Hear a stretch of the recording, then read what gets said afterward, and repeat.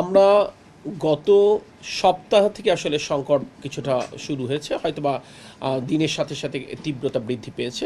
আমরা ইন্ডাস্ট্রিতে বলি, আমরা পাওয়ার প্ল্যান্টে বলি, আমরা বাসা বাড়িতে যে গ্যাস সাপ্লাইটা দিয়ে থাকি সেটা হচ্ছে আমাদের নিজস্ব দেশীয় যেমন উৎপাদন রয়েছে, এর সাথে আমরা আমদানিকৃত এলএনজি আমরা রিগ্যাসিফাই করে আমরা ন্যাশনাল গ্রিডের মাধ্যমে আমরা সাপ্লাই দিয়ে থাকি। তো আমরা এলএনজি এনে থাকি আমদানি করে, সেটা দুটো এফএসআর মাধ্যমে। এখানে একটি তথ্য আপনাদের মনে হয় জানানো দরকার যে আমাদের এই মুহূর্তে প্রতিদিন আমাদের গ্যাসের চাহিদা হচ্ছে ৩৮০০ million cubic feet per day. আমরা সেখানে আমদানিকৃত এলএনজি এবং আমাদের দেশীয় উৎপাদন মিলে আমরা প্রায় ২৭০০ পর্যন্ত মিলিয়ন ঘনফুট আমরা সাপ্লাই দিয়ে থাকি, অর্থাৎ এরপরেও একটা ডেফিসিট থেকে যায়। এর মধ্যে এই যে আমরা ২৭০০ যে সাপ্লাই করে থাকি, এর মধ্যে অ্যারাউন্ড ১৬০০-১৬৫০ হচ্ছে আমরা দেশীয় উৎপাদন, অর্থাৎ প্রতিদিন ১৬০০ মিলিয়ন ঘনফুট। আর আমদানিকৃত এলএনজির মাধ্যমে আমরা ১,০০০ থেকে ১১,০৫০ কি ১১০০ পর্যন্ত আমরা সাপ্লাই দিয়ে থাকি।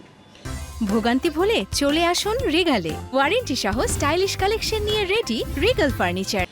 দেশীয় উৎপাদন ঠিক আছে, কিন্তু আমদানিকৃত এলএনজি আমরা দুটো বেসরকারি এফএসআরও তার মাধ্যমে আমরা রিগ্যাসিফাই করে আমরা ন্যাশনাল গ্রিডে সাপ্লাই দিয়ে থাকি। তার মধ্যে একটা বড় ধরনের দুর্ঘটনায় সম্মুখীন হয় গত সপ্তাহে, যার ফলশ্রুতিতে ওই এফএসআরও থেকে আমরা তরলীকৃত গ্যাস দেখে এলএনজিকে আমরা গ্যাসিফাই করতে পারছি না, গ্যাসে রূপান্তর করে আমরা ন্যাশনাল গ্রিডে সাপ্লাই করতে পারছি না।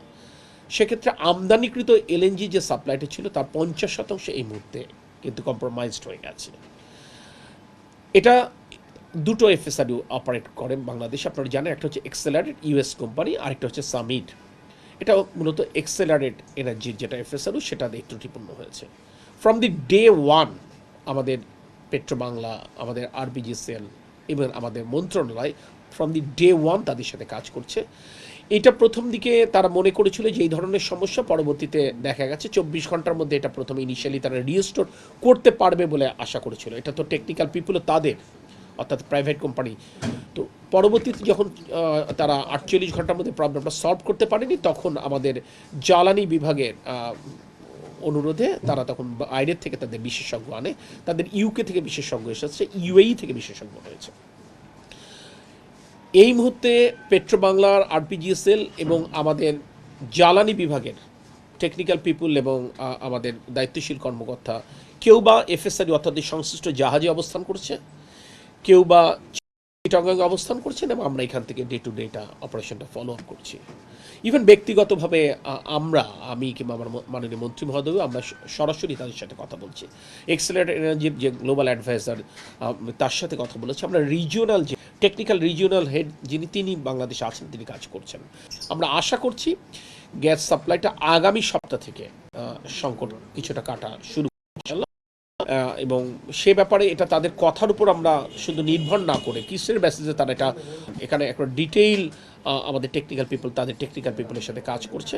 এখানে কিছু স্পেয়ার পার্টস বিদেশ থেকে আনবার প্রশ্ন আছে এবং সেটা আমদানি করে সেটা খালাস করবার প্রয়োজন আছে। আমরা একবারে পুরোটাই তাদেরকে বলেছি টোটাল দায়িত্ব সরকার নেবে, অর্থাৎ তারা এয়ার ফ্রেটে নিয়ে আসবে এবং কত দ্রুততম ১ ঘন্টার মধ্যে আমরা কাস্টমস ক্লিয়ারেন্স করে তাদেরকে এটা দিব।